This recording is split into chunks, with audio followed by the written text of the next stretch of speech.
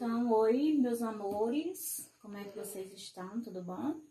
Então, aqui mais uma vez a prof, para falar para vocês, né, dar continuidade ao assunto que a gente viu na aula passada, que a gente falou sobre radiação.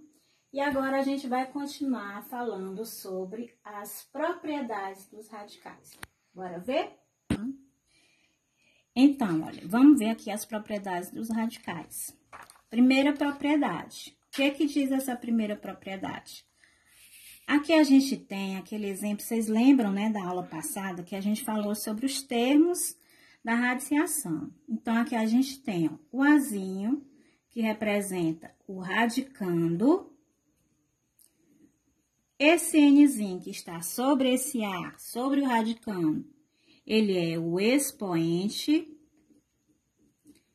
E esse Nzinho que fica sobre o radical, ele é chamado de índice, certo? Então, foi isso que a gente viu na aula passada. Então, o que diz essa propriedade? Ó, resumindo, para ser bem rapidozinho aqui, ó. Toda vez que você tiver o expoente do radicando igual ao índice, o que você vai fazer? Você vai cancelar o expoente e o índice. E o resultado vai ser o quê? O próprio radicando. Então, no caso aqui, o próprio A, certo? Aqui, ó, no exemplo aqui, usando os números, o que a gente tem? A gente tem raiz quadrada de 5 ao quadrado. A gente viu que quando o índice não aparece, é porque aqui é um 2, né? Ou seja, é raiz quadrada, então aqui eu tenho um 2. Então, expoente igual índice, o que a gente faz? Cancela. Qual é o resultado?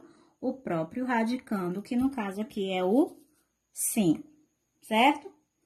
Esse outro exemplo, a mesma coisa. Quem é o radicando? 7. O índice é 3, o expoente também 3. Cancelou eles e ficou apenas quem? O radicando, certo? Essa é a primeira propriedade.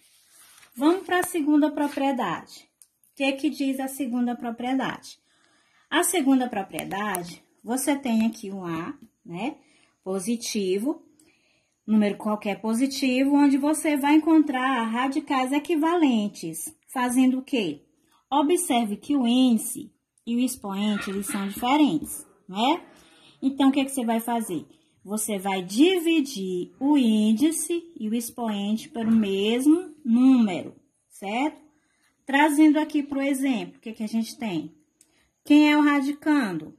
O radicando é o 6. Então, a gente vai repetir o radicando, que é 6. E nós vamos olhar, ó, quem é o expoente? 4. Quem é o índice? 10.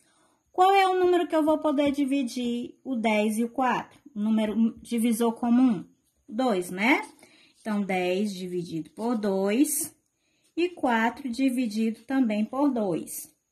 Eu vou ter o quê? Eu vou repetir o radicando, que é 6, e eu vou ter, ó, 10 dividido por 2 é 5. 4 dividido por 2 é 2. Pronto, encontrei o radicando equivalente a esse primeiro aqui, certo? Um outro exemplo, a gente tem quem? A gente tem o índice 20 e o expoente 5. O que a gente faz? Repete o radicando, que é o 2, e vamos encontrar o divisor comum. No caso do 20 e do 5 a quem? O próprio 5, não é? 20 dá para dividir por 5 e 5 por 5. Então, vamos lá, ó. 20 dividido por 5 e 5 também dividido por 5, ó. Dividido pelo mesmo número. Eu vou ter como resultado quem? 20 dividido por 5, eu vou ter 4. E 5 dividido por 5, eu vou ter 1. 1 a gente sabe que não é necessário colocar como expoente. Então, o resultado aqui eu vou ter quem? Raiz quarta de 2, certo? Mas essa propriedade, para encontrar radicais equivalentes, eu também posso multiplicar, né?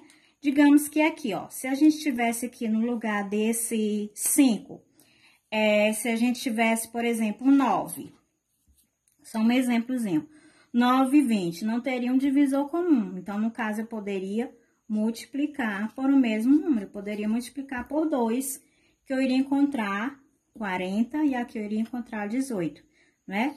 Então, também pode usar a divisão ou a multiplicação. Dividir ou multiplicar pelo mesmo número.